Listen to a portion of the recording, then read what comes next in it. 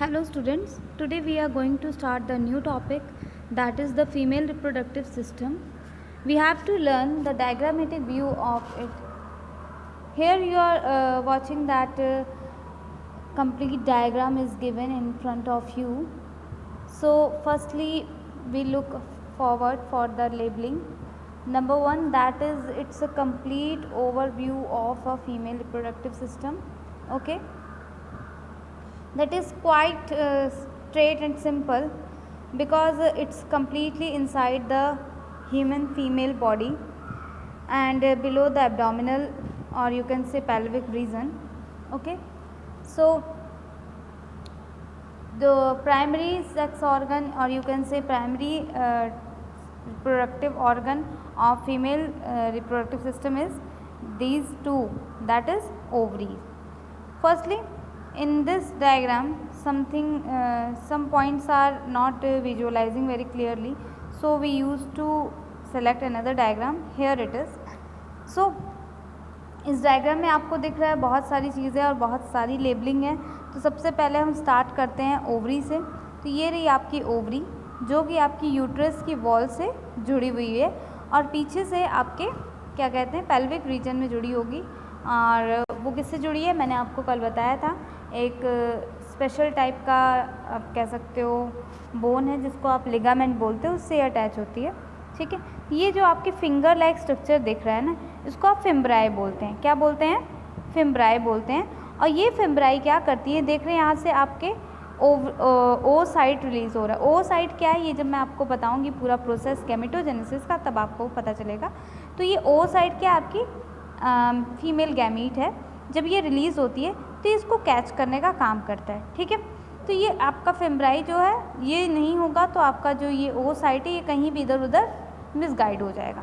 ठीक, इसके बाद आपका आता है ये डक्ट पोर्शन।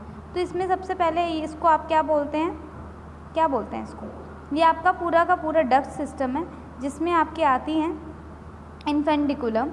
इसके बाद आता है या इसको इन्फेंडिबुलम भी बोलते हैं। इसके बाद आपका इस्थमस, इस्थमस के बाद आपका एम्प्यूला, और एम्प्यूला के साथ आपकी ये जो ट्यूब है वो आगे कंटिन्यू हो जाती है। ठीक है, और कंटिन्यू होकर आपकी किससे जुड़ती है? इस्थमस से। तो यहाँ लेबलिंग जो है अगर आप देखेंगे तो आपको थोड़ा कंफ्यूज करेगी। तो अगर आप लेबलिंग के हिसाब से देखें तो जो सबसे ज़्यादा ब्रॉडर पोर्शन है ये वाला, इसको आप इन्फेंडिबुलम बोलेंगे। इसके पीछे वाला जो आपका एम्प्यूला है जो थोड़ा सा नैरो हो गया, और एकदम नैरो वाला जो पोर्शन है वो आपका क्या है? इस्थमस है। क्या है? इस्थमस। अब ये इस्थमस आगे जाके किस में ओपन हो जाएगा? आपके यूटेरस में। ठीक है, अब इसके बाद जो ऊपर स्वेलन पोर्शन है इसको बोलते हैं फंडस। क्या बोलते हैं? फंडस। इसके बाद में अगर आपको इसकी शेप की बात करूं तो ये आपका जो पूरा का पूरा ओवरी है, ये आपका जो यूट्रस है ये किसके जैसा है देखने में? आपके पियर के जैसा है। ठीक है, नाशपाती के जैसे देखो ऐसे नाशपाती होता है ना, सेम टू सेम ये नाशपाती की डायग्राम का है। ठीक, इसके बाद हम डिस्कस करेंगे आपकी मेन चीज़ जिसको बोलते हैं आपका यूटरस। तो इसको आप वॉर्म भी बोलते हो और यूटरस भी बोलते हैं, लेकिन सबसे ख़ास बात जो यूटरस की है इसमें इसकी वॉल्स जो होती हैं वो 3 मेन मेम्ब्रेन से मिलके बनी हुई होती हैं। सबसे बाहर वाली जो होती है उसको पेरीमेट्रियम बोलते हैं, बीच वाली जो होती है इसको मायोमेट्रियम बोलते हैं, और सबसे अंदर वाली जो है वो एंडोमेट्रियम होती है। इन तीनों वॉल्स के जो काम है इसको आप खुद से लिख के अपनी नोटबुक में तैयार करेंगे कि तीनों वॉल्स का क्या काम है। ठीक है, लेकिन आपको ख़ास बात मैं बता दूं, तीनों ही वॉल्स अपने आप में सबसे ज़्यादा इम्पॉर्टेंट रोल प्ले करती हैं आपके क्या कहते हैं रिप्रोडक्शन में। अगर ये तीनों वॉल्स सही से काम नहीं करेंगी तो आपके यूट्रस में ब्लड की सप्लाई जो है वो मेंटेन नहीं हो पाएगी, इससे मेंस्ट्रुअल साइकिल पे काफ़ी ज़्यादा इफेक्ट आएगा। ठीक है, इसके बाद मैं आपको बताना चाहूँगी अंदर से जो आपका जो एंडोमेट्रियम होता है वो ऐसे फिंगर शेप होता है। कैसा होता है? Finger shape. ऐसे आपकी बुक की जो डायग्राम है उसमें ऐसे ही कुछ बना है। ठीक है, इसके बाद आपकी बचती है अंदर की स्पेस। जो आपका यूट्रस है, हम ज़रा सा पीछे वाले डायग्राम को देख लेते हैं। ये जो स्पेस है आपकी सेंटर में, ये वाली स्पेस, इसको यूट्रस कैविटी भी बोलते हैं। क्या बोलते हैं? Uterus cavity. और इसी यूट्रस कैविटी में आपका क्या होता है, ये एम्ब्रियो का डेवलपमेंट होता है। ठीक है, अब हम बात करते हैं ये येलो येलो एम्ब्रियो की। तो ये जो पोर्शन आपको दिख रहा है येलो जहाँ पे अटैच है, उसी एरिया में क्या होता है, इम्प्लांटेशन होता है। ये इम्प्लांटेशन वर्ड याद रखना, जब मैं आगे पढ़ाऊँगी तो आपको याद आ जाएगा कि मैम ने बताया था कि डायग्राम में कहाँ से इम्प्लांटेशन होता है। ठीक है, इसके बाद अब बात करते हैं हम आपके निचले पोर्शन की, यानी कि पीछे ये लोअर पोर्शन की। तो लोअर पोर्शन में आपका जो यूट्रस है वो नीचे की तरफ किस में ओपन हो जाता है, सर्विक्स में ओपन हो जाता है। किस में ओपन हो जाता है, सर्विक्स में।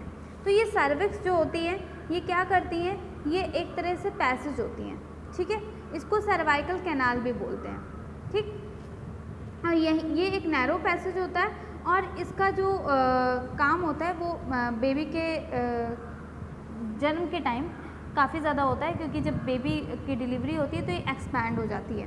ठीक है, और इसके साथ ही इसमें ये जो आपकी कैविटी है, कैसी जो कैनाल है आपकी सर्वाइकल कैनाल, ये सर्वाइकल कैनाल आपकी ओपन हो जाती है किस में, वेजाइना में। किस में ओपन हो जाती है, वेजाइना में। और ये वेजाइना जो होती है वो काफ़ी ज़्यादा थिक लेयर से मिलके बनी हुई होती है। ठीक है, और ये वेजाइना के बाहर कुछ ऐसी एक मेम्ब्रेन पाई जाती है जिसको बोलते हैं हाइमेन। क्या बोलते हैं, हाइमेन। हम पीछे वाली डायग्राम ओपन करेंगे। ठीक है, ये आपका सर्वाइकल कैनाल हो गई, ये आपकी वेजाइना हो गई, और यहाँ पे आपका एक लेयर पाई जाती है जिसको बोलते हैं हाइमेन। ये वर्जिन वुमेंस में पाई जाती है।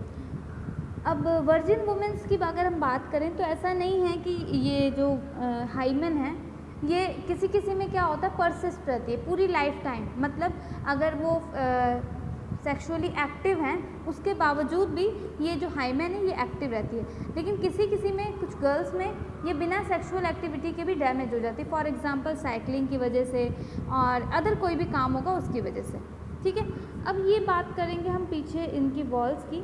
यहाँ पे आप देख रहे होंगे येलो और पाइप्स टाइप स्ट्रक्चर दिख रहे हैं, ये आपकी क्या है, आर्टरीज़ हैं और वेसल्स हैं, ब्लड वेसल्स, जो कि ब्लड की सप्लाई आपके यूट्रस में करती हैं। तो सबसे पहला आज आपका होमवर्क ये है, तीनों का जो ये वर्क है, किसका, एंडोमेट्रियम, मायोमेट्रियम, पेरीमेट्रियम, इन सब का काम आपको कंप्लीट करके रखना है। इसके बाद हम बात करेंगे एक्सटर्नल आपके जेनिटेलिया की, फीमेल के, जो कि हम नेक्स्ट डायग्राम में देख लेंगे।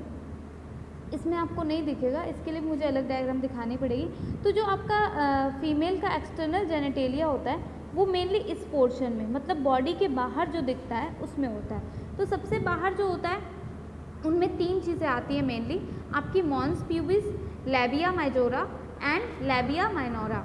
ठीक है, हाइमन और क्लाइटोरिस, जो हाइमन जो है वो बॉडी के अंदर होती है, क्लाइटोरिस भी ऑलमोस्ट अंदर की तरफ होती है। ठीक है, क्लाइटोरिस यहाँ पे फिंगर लाइक एक स्ट्रक्चर होता है, ऐसे डेवलप होता है, उसको क्लाइटोरिस बोलते हैं। ठीक, तो इन तीनों के बारे में हम कल डिस्कस करेंगे, लेकिन आज जो मैंने आपको डायग्राम बताई है प्लस तीनों जो आपको लेयर्स बताई हैं मैंने, एंडोमेट्रियम, मायोमेट्रियम, पेरीमेट्रियम, इनके बारे में आप पढ़ेंगे और इनके बारे में दो पॉइंट जो भी आपने बुक में पढ़ा उसको आप लिखेंगे और प्रिपेयर करेंगे, बिकॉज एग्जाम के पर्पज़ से एंडोमेट्रियम काफ़ी ज़्यादा इंपॉर्टेंट है।